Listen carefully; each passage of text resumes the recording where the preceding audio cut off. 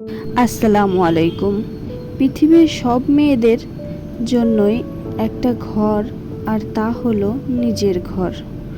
নিজের বাড়ি তৈরি না করে যেন কোনো মেয়ে বিয়ে না করে, কারণ নিজের ঘর বাড়ি থাকলে আর কারো অপমান অপদস্থ হতে হয় না।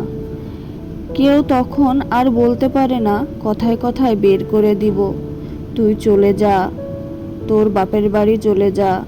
কেউ এইটা আর বলতে পারে না। সব কিছু রেডি করে রাখ, তুই তোর আগের জায়গায় যাওয়ার জন্য প্রস্তুতি নে। তোর বিচার হবে। বাবার বাড়ি গেলে তো কারো নাক মুখ কালো দেখা লাগবে না, কেউ আর বলবেও না চলে যা।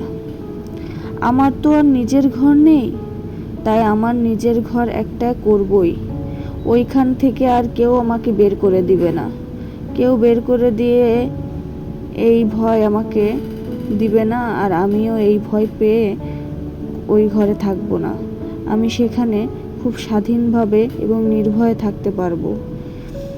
আমার মতো আর কাউকে বাথরুমের মধ্যে বসে কাঁদতে হবে না।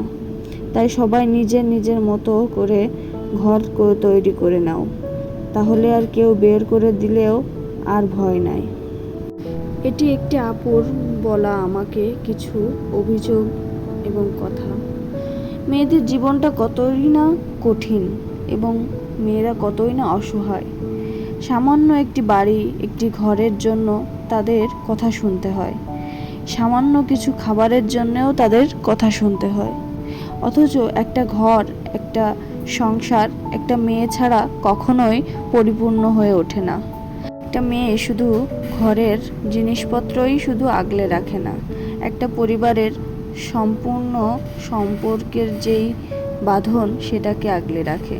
তাই তাদের অবদান অস্বীকৃতি করে তাদেরকে ছোট করা একদমই উচিত না।